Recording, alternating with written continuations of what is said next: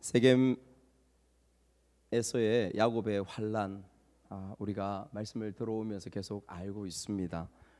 환난과 부끄러움이 그 에서의 삶 가운데, 그 가족들 가운데 온전히 드리워졌던 것을 알고 있죠. 그래서 그곳에서 하나님께서 말씀하십니다. 베델로 올라가라. 처음 네가 도망하였을 때 너를 만났던 그 베델에 올라가서 그곳에서 예배하라고 그렇게 말씀하시죠. 30여 년이 흘렀습니다, 여러분.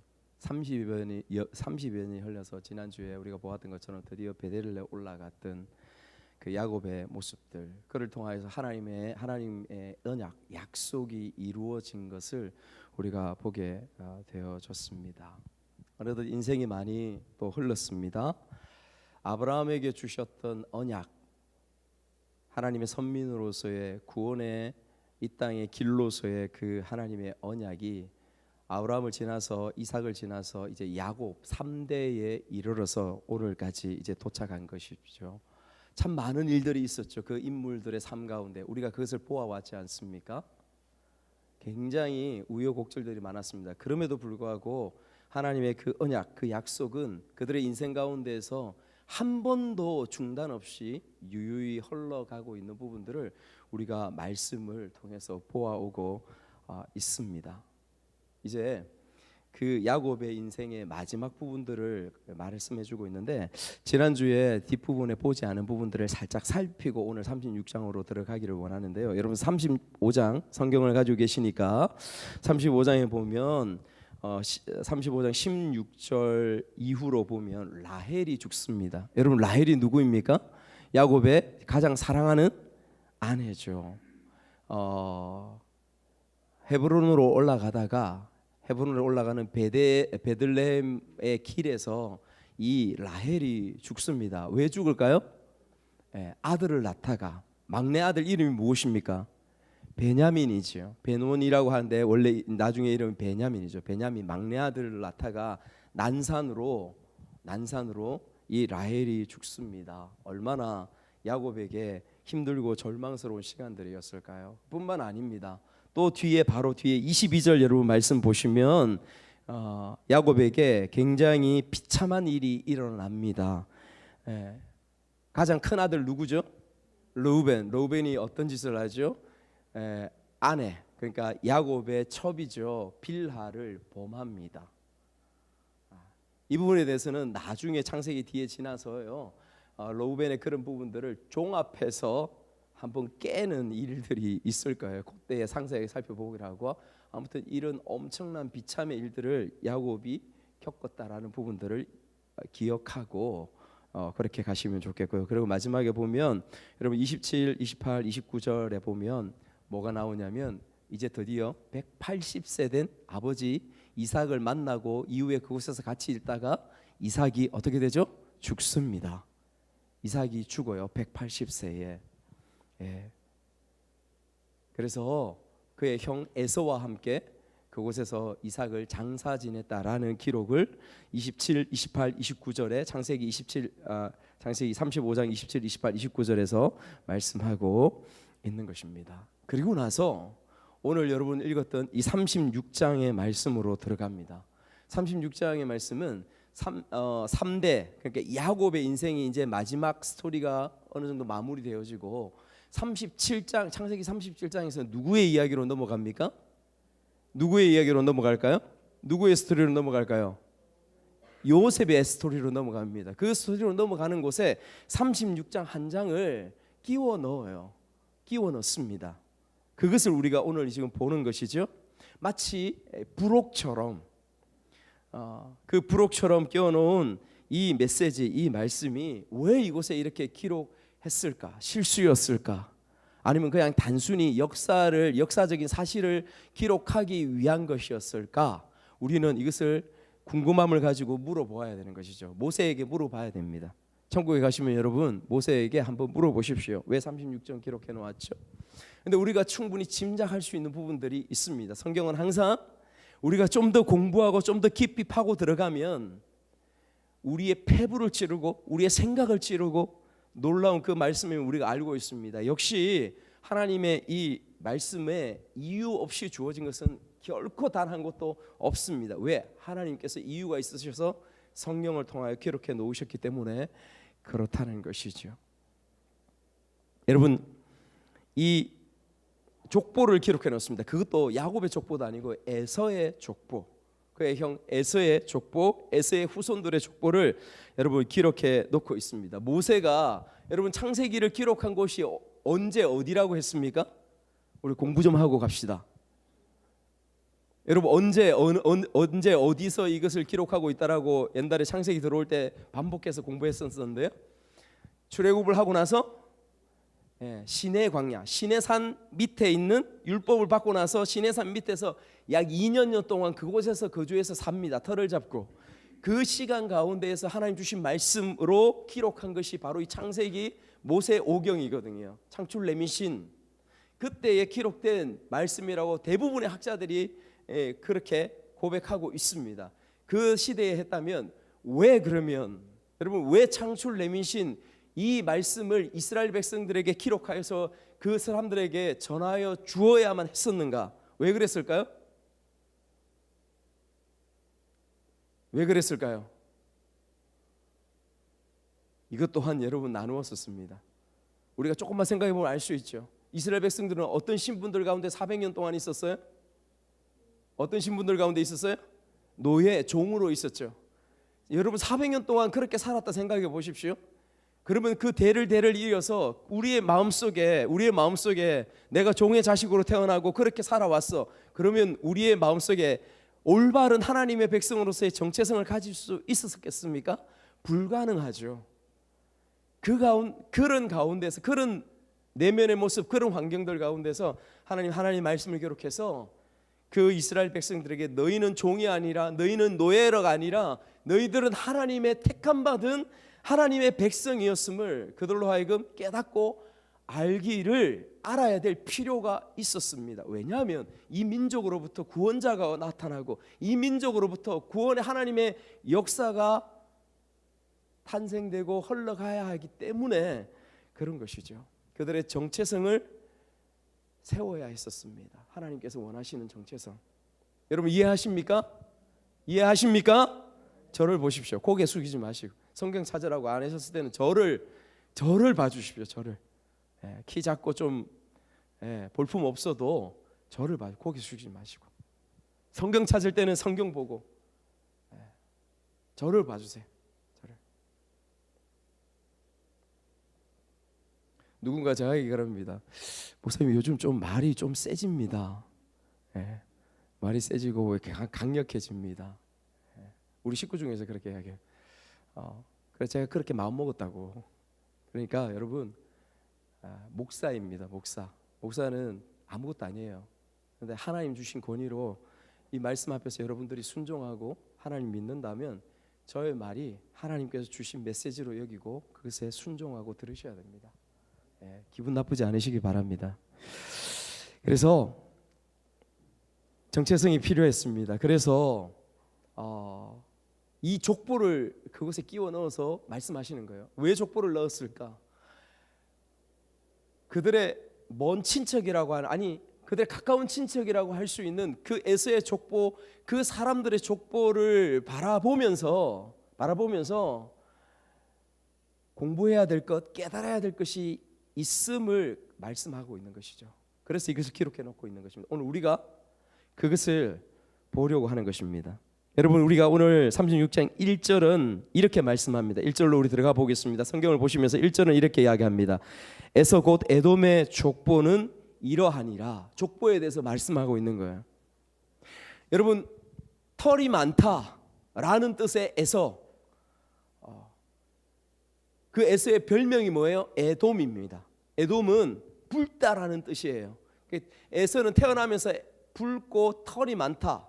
그래서 에서가 에돔이 되어지고 에돔 종족으로 변화되어 가는 것을 이해하시길 바랍니다. 여러분 그런 가운데에서 우선 이 36장의 전체의 족보를 이야기하는데 36장 전체가 족보에 대해서 이야기합니다. 36장 전체를 우리가 읽을 수가 없어요. 시간이 없어서. 그래서 제가 요약해서 말씀을 드립니다. 여러분 잘 들으시기 바랍니다. 성경을 한번 보시면서 여러분 잘 들으시면 먼저 1절에서 8절까지는 어떤 내용이 있냐면 가나안 땅에서 3명의 아내로부터 5 아들을 얻었다는 내용을 말해주고 있습니다. 에서가 가나안 땅에 있을 때에 이미 이삭의 아래에 있을 때에 3명의 아내를 얻습니다. 아내를 얻는데 그곳에서 5 아들을 얻었다는 내용과 에서가 큰 재산을 얻게 되었고 스스로 가나안 땅을 떠났다는 내용들을 말씀해 주고 있는 것이 1절에서 8절까지의 내용이에요. 그리고 두 번째는 여러분 9절에서 19절까지요. 9절에서 19절까지를 보면 쭉 족보가 나오는데 어떤 내용이냐면 에서가 세일 땅에 건너가서 거기서 새로운 아들들과 손자를 얻고 세일 땅의 실력자로 급부상하는 그런 번영을 누렸다라는 내용이 9절에서 19절까지의 내용입니다. 에서가 세일 땅으로 넘어가서 그곳에서 진짜 실력자가 되었다, 부유한 자, 능력 있는 자가 되었다라는 부분들을 설명해 준다고 했습니다. 세 번째는 무엇이냐면 20절에서 30절까지 말씀이에요. 20절에서 30절까지 성경을 보십시오. 여러분 성경을 보시면 20절에서 30절까지 내용은 세 번째 무슨 내용이냐면 세일 그 땅에 이미 이 에서가 갔을 때 호리 족속이라는 족속이 그곳에 터를 잡고 살고 있었어요. 세일 산 밑에 그 평지 가운데에 호리 족속이 살고 있었는데 에서가 그 족속 가운데 들어가서 그 족속 가운데 있는 오홀리바마라는 여인과 결혼해서 7명의 족장을 가졌다, 7명의 아들을 가졌다라는 부분들을 설명해 주고 있습니다. 이 아나의 딸 오홀리바마를 결혼을 해서 그곳에 족장이 이루었는데 거기서 더하여 설명하는 것이 무엇이냐면 그 호리 족속을 이 에서가 들어가서 에서의 족장들로 인하여 그 호리 족속을 전체 다 지배하게 되었다. 가장 강력한 족장이 되었다. 호리 족속 전체가 나중에 여러분 여기서 나오지만 호리 족속 자체가 호리 족속이라는 이름이 없어지고 에돔 족속으로 복속되게 되었다. 이해하시겠습니까? 그 족속으로 복속되게 되었다. 그만큼 에서가 강력한 리더십으로 그 전체 족속들을, 그 민족들을 리더하였다. 여러분 이것을 말씀해 주고 있는 것이 세 번째 부분이에요. 이해하십니까? 저를 보십시오. 예, 저를 보십시오. 예, 눈 감고 계시지 마시고 저를 좀 봐주십시오. 말씀이 들려야 됩니다. 31절부터 마지막 43절까지의 내용은 무엇이냐면 그 족장의 형태에서 머물지 않고 그냥 부족으로 족장으로 머물지 않고 왕이 되었음을 말해주고 있습니다. 무슨 말이냐? 나라를 건설했다라는 거예요. 엄청난 힘을 가지고 나라를 건설해서 왕이 되었다라는 부분들을 말씀해주고 있습니다. 그런데 그 왕이 누가 됐느냐? 바로 에서가 되었다. 에서의 후손들이 왕이 되었음을 말씀해주고 있는 것이 마지막까지의 말씀의 내용인 것을 우리가 보게 되어집니다. 이해하시겠습니까? 이렇게 네 부분으로 나누시면 36장을 그렇게 이해하시면 되어집니다. 그래서 이렇게 말씀하고 있는 이 36장을 통하여서 하나님께서 처음 말씀드렸던 것처럼 우리에게 주시는 너희들로 하여금 이 말씀을 보고 깨달으라, 교훈을 받으라 주시는 그 메시지는 무엇인가? 에서의 족보를 통하여 주시는 메시지는 무엇인가? 라는 부분들을 이제 요약해서 보려고 합니다. 첫 번째는 무엇이냐면 여러분 이 36장 전체를 통해 주시는 첫 번째 하나님 주시는 메시지는 뭐냐면 이 말씀 자체가 역사적 진실인 것을 먼저 우리에게 말씀해 주고 있습니다. 성경 자체가 역사적 사실 가운데 진실 가운데에 분명한 기반을 두고 있음을 다시 한번 우리에게 말씀해 주고 있는 것을 우리가 깨달아야 알아야 하는 것을 우리에게 강조하고 있는 것입니다. 여러분 짧게는요, 이 족보가 짧게는 아브라함부터 요셉에 이르기까지, 길게는 모세가 기록한 모세오경의 그 역사적인 진실성들을 그대로 담고 있는 것입니다. 여러분, 우리가 들고 있는 이 성경, 우리가 듣고 있는 이 말씀은 그냥 허구나 소설이나 신화가 아니라 실제요 실화인 것을 우리가 알고 있습니다. 믿습니까? 믿습니까? 여러분, 소설이나 신화나 그런 부분이라면 우리가 이곳에 있을 필요가 없죠. 그런데 예수를 믿는다고 나와 있는 우리가, 우리의 마음속에 이 말씀 자체가 그냥 소설고 허구이고 죽어 있는 것처럼 그렇게 느껴지며 살아가고 있는 그러한 삶이 많이 보여집니다. 안타까워서 강조하는 부분이에요. 이 말씀은 여러분 살아 있습니다. 우리가 나의 뿌리를 어떻게 합니까? 내가 오늘 존재하고 있는 건 사실입니다. 이 사실이 그냥 이 세상에 뚝 주어진 것이 아니죠. 내 할아버지, 내 윗대 할아버지, 그 족보를 통하여 우리가 발견하지 않습니까? 김씨 가문, 박씨 가문, 이씨 가문, 신씨 가문, 그것을 보면서 그 우리 할아버지가, 우리 할머니가 실제에 살았던 존재인 것을 그 기록과 그 족보를 통하여 알듯이 오늘 이 말씀은 그것이 세상 역사의 실제 가운데 하나님의 말씀이 기록되었음을 보여주고 있습니다. 여러분, 이 에스의 족보는요, 성경에만 기록된 것이 아니라 세상 문헌 가운데에도 이 족보가 기록되어요.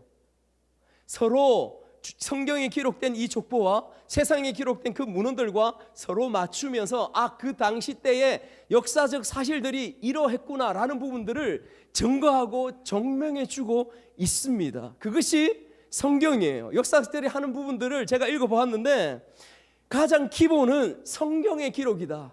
그 과거의 역사의 기록들의 가장 기초와 기본은 성경의 기록이다 라는 부분들을 세상 학자들이 그렇게 말씀해 주고 있는 부분들을 여러분 보게 되는 것이죠.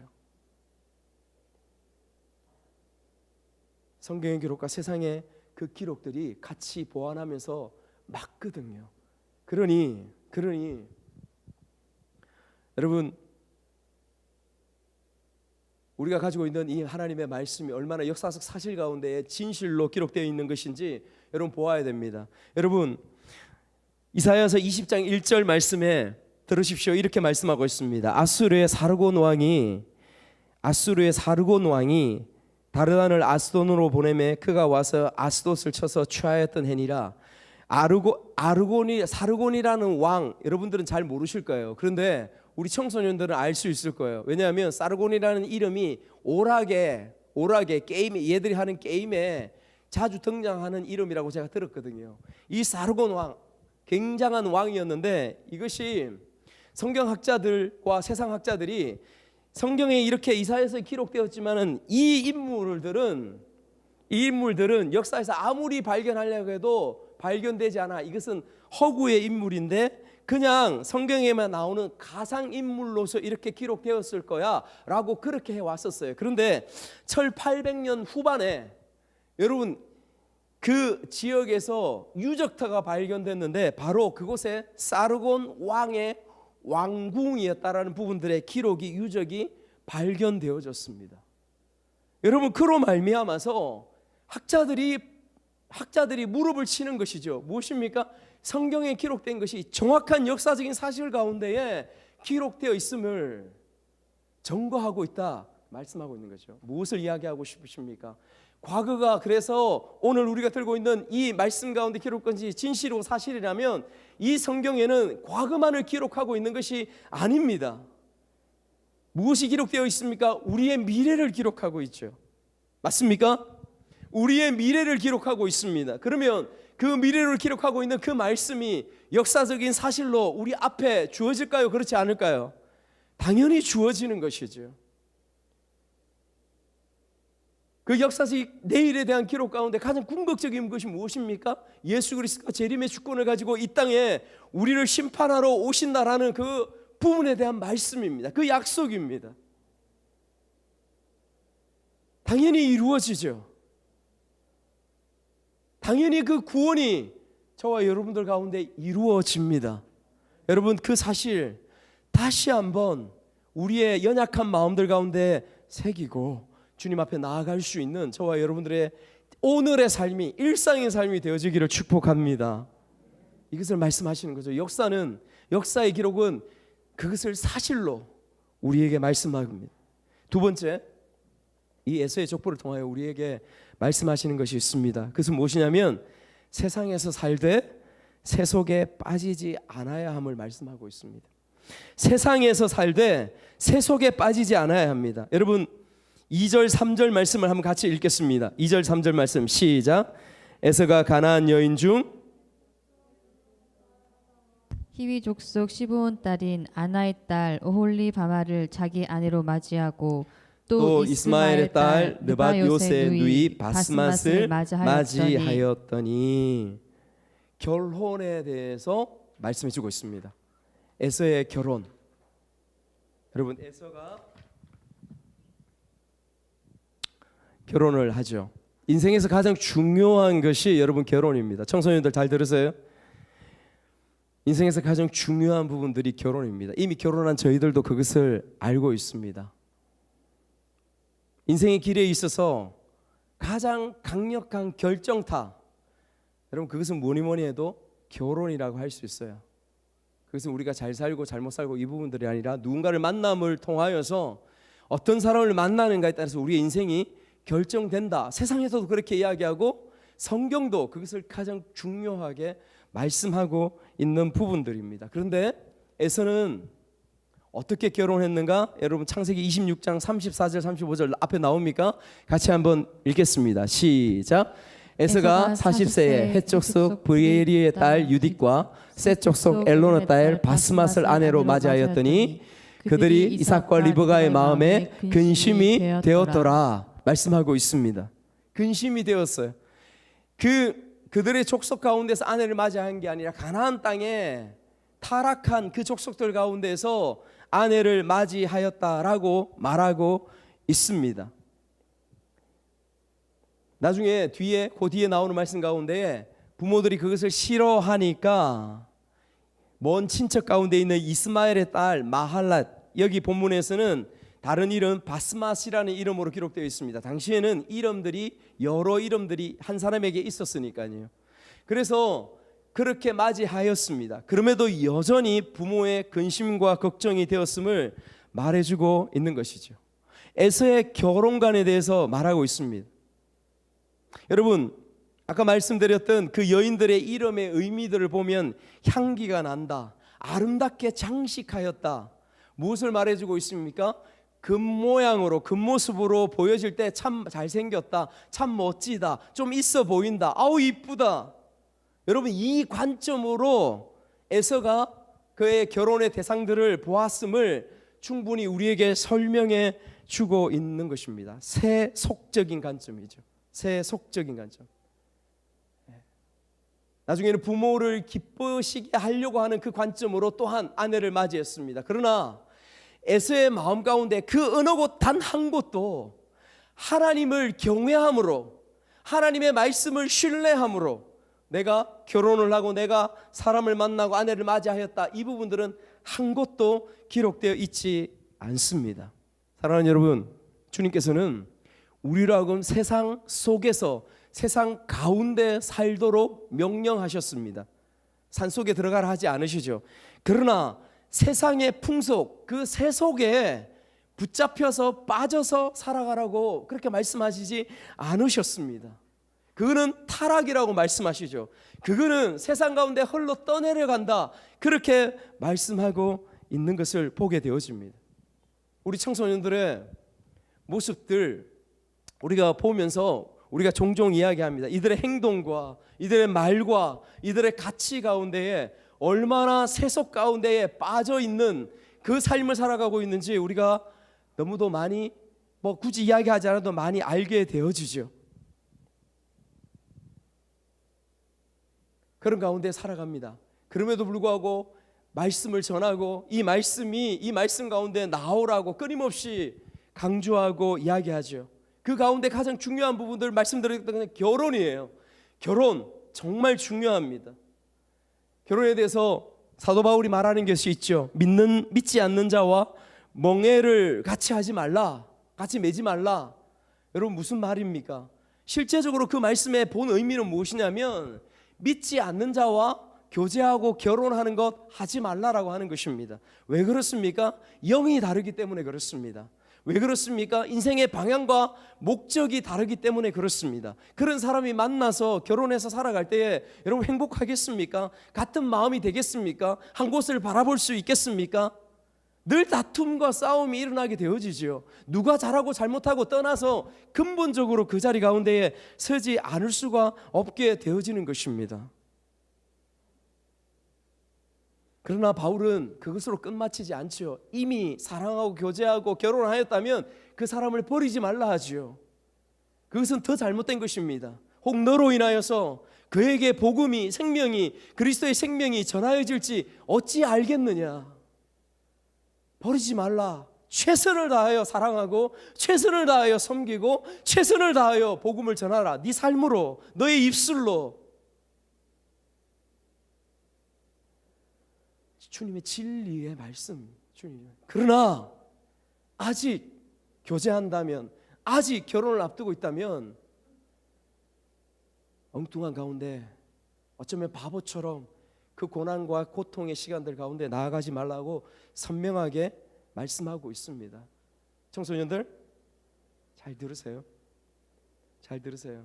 저는 여러분들이 정말 그렇게 되었으면 좋겠어요. 정말 믿음의 사람, 그 사람들과 교제하고 만나 아름다운 가정을 이루는 여러분들이 되었으면 좋겠습니다. 아멘. 아멘. 큰 소리로 아멘.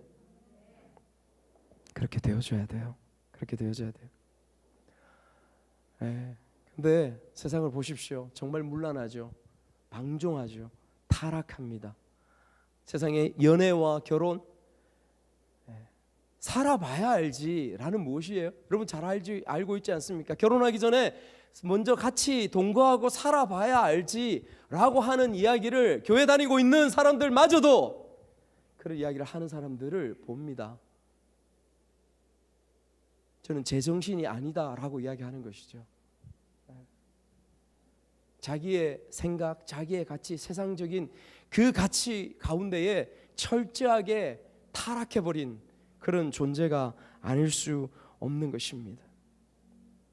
이 족보는 무엇을 이야기할까? 에서의 그 결혼을 통하여서 세상 가운데 살아가되 세상의 풍속 가운데에 젖어서 붙잡혀 살지 말라, 이것을 우리에게 말씀하고 있습니다. 그 가장 중심에 결혼이라는 부분들이 그곳에 있음을 우리가 보기를 원합니다. 세 번째 우리에게 주시는 정말 중요한 메시지가 있습니다. 그것은 무엇이냐면 우리 같이 한번 볼까요?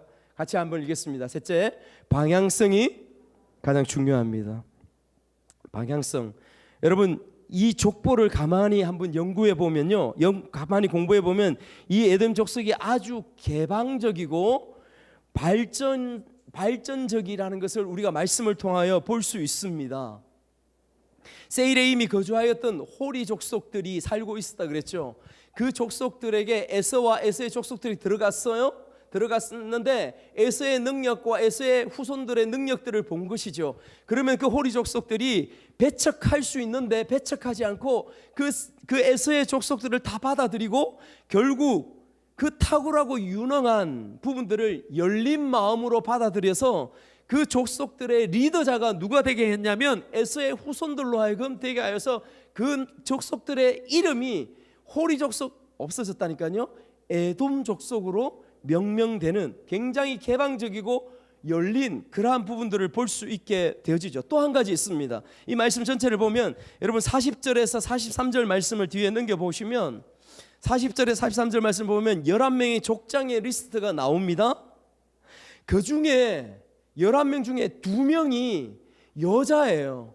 남성 중심의 철저한 그 사회였던 곳에서 족장의 2명의 이름이 누구라고요? 여자라고요. 누가? 딥나와 오홀리바마, 여자 족장이 나오는 것을 이곳에 볼 수 있는 것입니다. 또 한 가지가 있습니다. 여러분 31절에서 말씀 보십시오. 31절에서 39절 말씀을 보면 왕들이 나옵니다. 여러분 이 시대, 왕들이 기록된 이 시대가 이스라엘의 역사를 바라보면 사사시대거든요. 광야시대요, 사사시대. 이들은, 이스라엘 백성들은 어쩌고 있었어요? 지지부진하고 정말 어떻게 나라를 세우고 어떻게 부족이고 완전히 나라도 아니고 부족국가로 겨우 명명하여 살아가던 그런 시대 아니었습니까? 그때의 에서는 이미 나라가 되어지고 왕들을 세우는 그런 체계적이고 굉장히 발전한 그러한 모습들을 보여주죠. 그런데 그런 나라를 세웠는데 이곳에서 더 독특한 부분들을 우리가 찾아볼 수 있습니다. 여러분 잘 들으십시오. 더 독특한 부분들이 뭐냐 하면 이 기록된 왕들의 이름이 있습니다. 더 놀라운 것이 뭐냐면 이 왕들의 이름이 그 자녀들이 아니라는 거예요. 왕위를 세습하지 않았다는 것입니다. 보통의 모든 우리의 고전적인 왕들은 그 자녀에게, 그 아들에게 왕위를 세습합니다. 이스라엘도 마찬가지죠. 폐쇄적입니다. 만약 오늘날에 대통령이 자기 아들을 새기거나 교회에 담임 목사를 세습을 했다, 얼마나 많은 손가락질과 지탄이 주어집니까? 그런 교회들이 있죠. 그런데 지금 에돔에는 왕이 되는데 그 다음 왕이 그 아들이 아니라 다른 왕의 이름이 있다라는 것이죠. 역사학자들이 이렇게 이야기합니다. 만약 이것이 쿠데타로 인해서 이렇게 이루어진 것이 아니었다면 상당히 민주적인 왕정 체제였다. 역사학자들이 그렇게 이야기하고 있는 것을 보게 됩니다. 여러분 그 지역별로 부족들 간에 왕들을 돌아가면서 왕이 되는 거죠. 그렇게 하면서 굉장히 개방적으로 오픈적으로 그렇게 나라가 발전해 갔던 에돔의 모습들을 우리가 보게 되는 거죠. 여러분 이런 부분들은 우리 가운데 굉장히 친숙하지 않습니까? 폐쇄적인 것보다 개방적이고 오픈적이고 굉장히 발전적인 부분들, 그것들이 얼마나 여러분 우리 가운데도 친숙하게 느껴집니까? 여러분 K문화 세계를 지배하고 있죠. 세계를 주름 잡고 있습니다. 그런 가운데에서 엄청난 매력과 끌림이 있습니다. 그곳에는 분명히 그 모든 사람들을 끌어안을 수 있는 개방성, 어떤 발전된 부분들, 탁월함들이 그곳에 있을 거예요. 그런데 이 부분을 보면서 우리가 한 가지 생각해 보아야 됩니다. 그런 열린 세상, 개방적이고 발전적인 그런 세상을 살아가는데 왜 여전히 이 세상은 혼란스럽고 분열되어 있고 더 사람들의 마음들은 악해져 가는 모습들 가운데에 있을까? 여러분 우리는 한번 그것을 돌아보고 생각해 보아야 되지 않겠습니까? 덜 개방적이고 덜 질서정연하고 덜 발전해서가 아니라 개방적이고 발전적인 것이, 그런 것들이 무엇을 향하여 있느냐, 무엇을 지향하느냐, 어떤 목적을 향하여 나아가고 있느냐가 더 중요한 것임을 사랑하는 여러분, 우리가 말씀을 통하여 그것을 알아야 하는 것입니다. 극단적인 예일지 모르지만은 옛날에 어떤 성당, 거대한 큰 성당이었어요. 그 성당을 지나가는데 석가탄신이 열었습니다. 석가탄신일에 성당 앞에 플래카드가 크게 쫙 위에서부터 내려져 있어요. 어떤 플래카드가 있었는지 아십니까? 석가탄신일, 석가탄신일, 할렐루야, 이렇게 적혀 있는 부분들을 보게 되어지죠. 굉장히 개방적이다. 와, 정말 오픈되어 있네. 이야기할 수 있죠. 세상 사람들 그렇게 이야기할 수 있습니다. 그런데 저는 굉장히 씁쓸하더라고요. 바로 지난주 한 3, 4일 정도 됐습니다. 대구의 지역 신문 가운데 어떤 내용이 나온지 아십니까? 대구 신천지가 여러분 코로나 때 유명한 거 여러분 아시지요? 그 신문에 나오면서 이런 내용이 있었습니다. 대구의 신천지 단체, 기존 교회들과 또 절에 있는 절과도 약 700여 건의 MOU를 맺었다. 그러면서 나온 기사가 신천지의 지도자, 장로교회 모 교회에 가서 주일 설교를 하다. 이번 주에 나온 내용이라니까요, 여러분. 여러분 개방적입니까? 굉장히 오픈되어 있으니까 굉장히 괜찮습니까? 저를 보시죠. 다들 이거는 지나친 것이죠.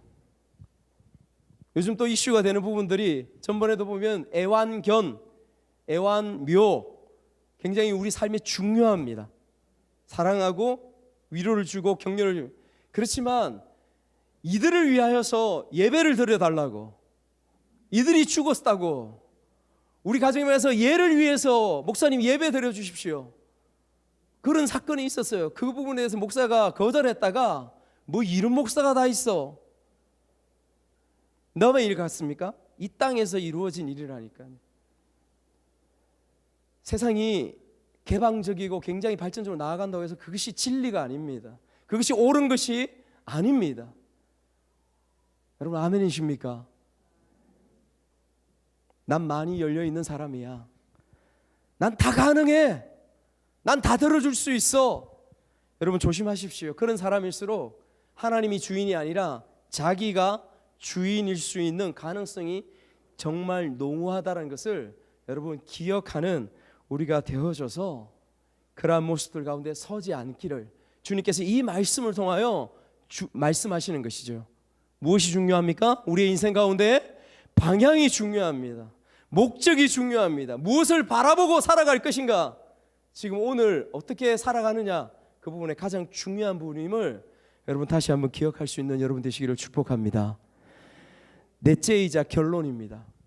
넷째, 마지막이자 결론인데 우리 한번 읽어볼까요? 넷째 한번 줄래?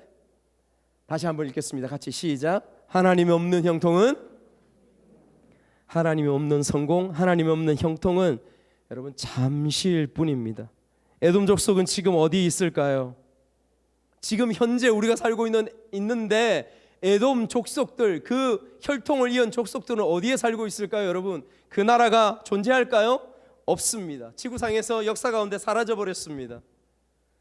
그 명맥만 이루고 있는 그 족속들이 있다라고 해요. 저 요르단의 남부 지역에 아주 소수가 에돔 족속이라는 이름으로 살고 있다라고 역사학자들이 이야기하는 것을 제가 보았습니다.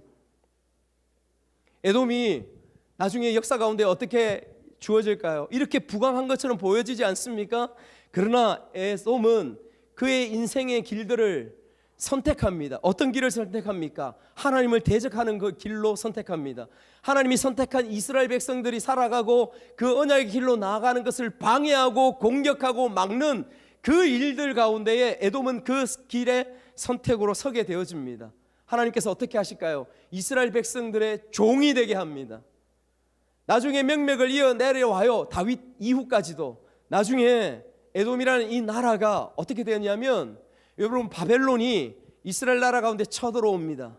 그 바벨론의 이스라엘 나라를 치는 앞잡이 역할을 누가 하냐면 이 에돔의 나라가 앞잡이 역할을 합니다. 그래서 그들을 인도해서 이스라엘 땅까지 와서 예루살렘 성을 치게 합니다. 그리고 남아있던 멸망한 이스라엘 백성들, 그 사람들을 괴롭히기 시작하는 게 에돔 족속이에요.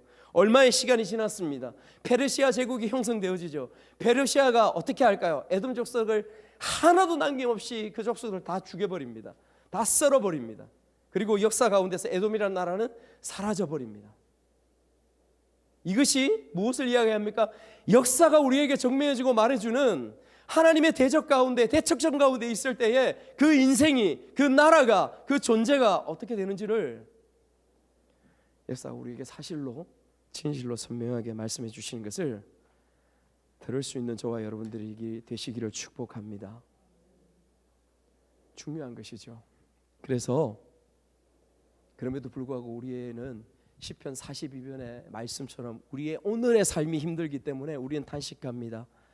하나님, 목마른 사슴이 시냇물을 찾아 갈급해한 같이 내 영혼이 주님을 찾아 갈급해합니다. 도와주십시오. 너무 힘듭니다. 나 현실이 힘들고 어렵습니다. 그렇게 부르짖으며 그렇게 하죠. 그렇지만 오늘 에돔의 말씀을 통해 우리에게 말씀하시는 교훈을 여러분 듣는 우리가 되시기를 소망합니다. 때가 되면 하나님의 백성이 반드시 이김을, 반드시 승리함을 믿는 우리가 되시기를 축복합니다. 그러므로 세속에 빠지지도 말고 방향과 뜻을 분명히 정하여서, 목적을 정하여서 주님 앞에 달려 나아가고 걸어가는 저와 여러분들의 삶이 되시기를 축복합니다. 마지막으로 여러분 말씀을 우리가 세 곳을 읽고 마지막으로 말씀을 마치겠습니다. 시편 37편 1편 2편의 말씀, 이 말씀이 우리에게 결론이 되어지기를 원합니다. 같이 한번 읽겠습니다. 시작. 악을 행하는 자들 때문에 불평하지 말며 불의를 행하는 자들을 시기하지 말지어다. 그들은 풀과 같이 속히 배임을 당할 것이며 푸른 채소같이 쇠잔할 것이미로다. 누가복음 12장 20절에서 21절 같이 읽겠습니다. 시작. 하나님은 이르시되 어리석은 자여 오늘 밤에 네 영혼을 도로 찾으리니 그러면 너 준비한 것이 누구의 것이 되겠느냐 하셨으니 자기를 위하여 재물을 쌓아두고 하나님께 대하여 부여하지 못한 자가 이와 같으니라. 아멘. 그러므로 우리는 지금 깨어서 마땅히 우리가 기도해야 될 내용이 바로 이것이라고 믿습니다. 시편 42편 11절 마지막으로 읽겠습니다. 시편 42편 11절 시작.